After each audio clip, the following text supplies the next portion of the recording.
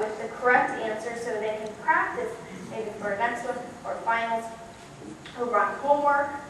There's also, so for instance, August 20 to 27, etc. So now, one area I also wanted to point out was the contact area. So you had a Google Voice, Skype, email, instant message, Twitter, Facebook.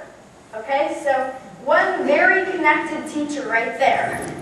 Now, I'm not suggesting that you have to do all that. I'm just saying that it's a pretty innovative way to reach out to not only students, but also parents. If it's connecting with home and community, then that is really interesting. It also does podcasts. So the Griffin Science podcast on YouTube posts daily notes in the syllabus online, and then uses all this other technology. So I'm sorry to think, this is really hard for one person to do if he has an identical twin. But I did a quick comparison of these two innovative classrooms, and you see that they both do blogging.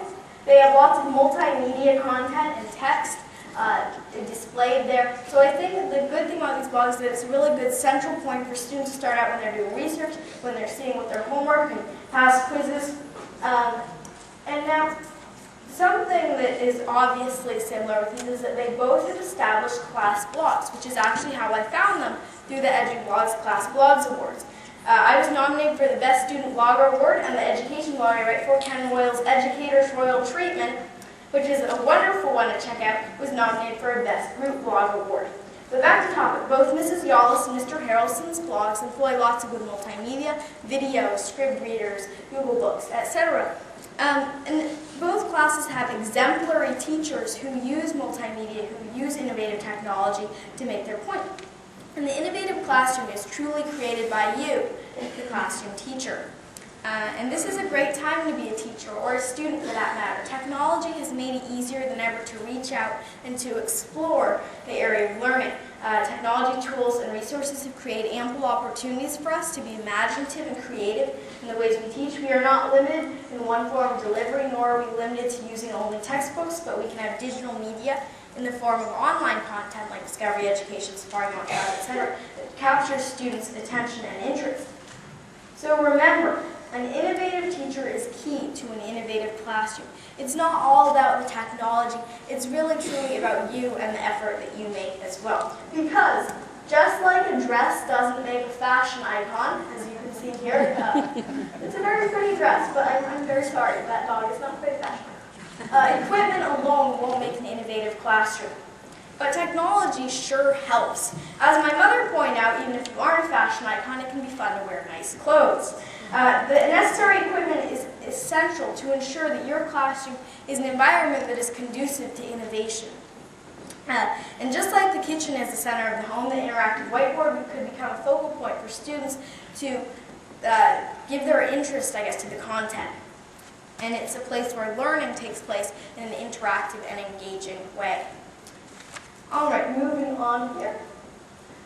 In fact, I have an idea as far as the equation of innovation goes, and this is just a rough estimate, but I think that an innovative teacher plus an innovative technology times X number of students plus Y, I totally made this up, but I was learning recently about graphing equations and inequalities on coordinate planes, and this is how I got this idea. Now if we tabulate our X and Y values, then if X is 1 plus however many students got, Y can be excitement, eagerness, energy, and so on. So that's my little equation for innovation. I think it's really more complicated than that, but if I was simplifying it. And technology can really come in handy to support this equation.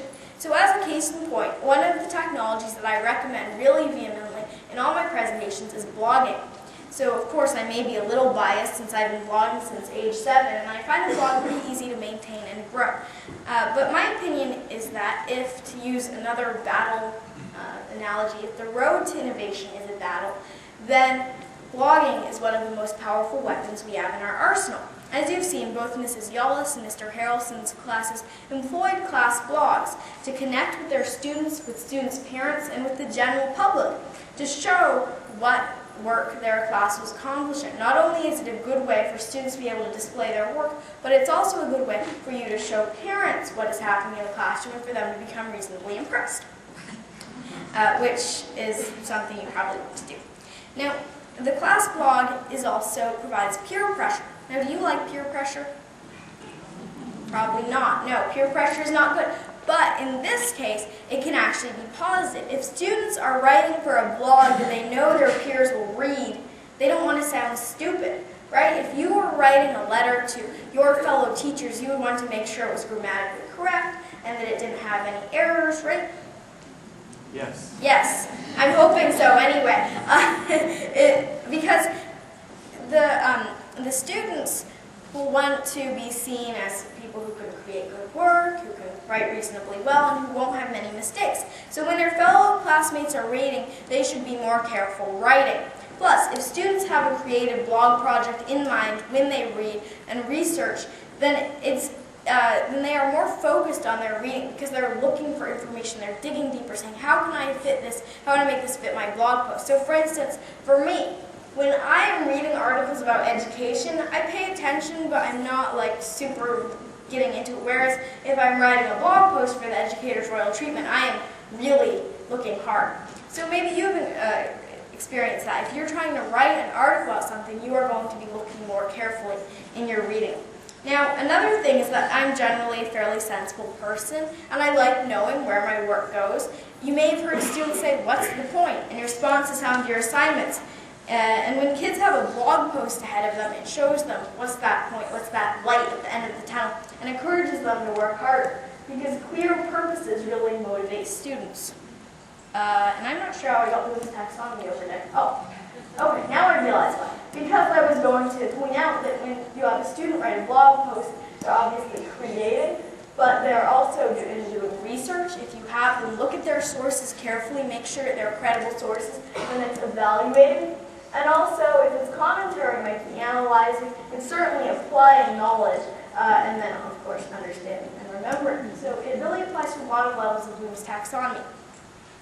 So tip, give students access to write on a classroom blog to showcase what they have learned.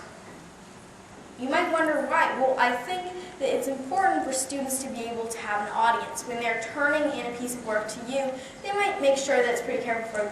They might look carefully and they might edit it to make sure that they get a good grade. But when they're posting on a blog and having a wider audience of their peers and maybe their parents, then they're going to think, well, I need to make this pretty good. And writing down what you've learned is a comprehensive way for you to spot a lack of understanding a certain topic. Have you ever been able to write something about a topic you only understood 20%? No, I don't think so. What about 50%? Probably not. If the answer is yes to any of those questions, I marvel at your skill, but I would also take what you had written with a whole shaker of salt rather than a pinch. Even though I love to write and do it all the time, I would need to have a lot of information. I would need to understand the topic probably 100% before writing about it. Because otherwise, I have a lot of blank spaces and I'm wondering, well, is this information right? Did I get that right? And so in order to write with 100% of confidence and authority, students will push themselves to understand more. But who knows, maybe I'm just telling you all this for nothing. You already have a school or classroom blog. So I want to quickly poll you. Do you have a school or classroom blog? You should see A, B, or C on your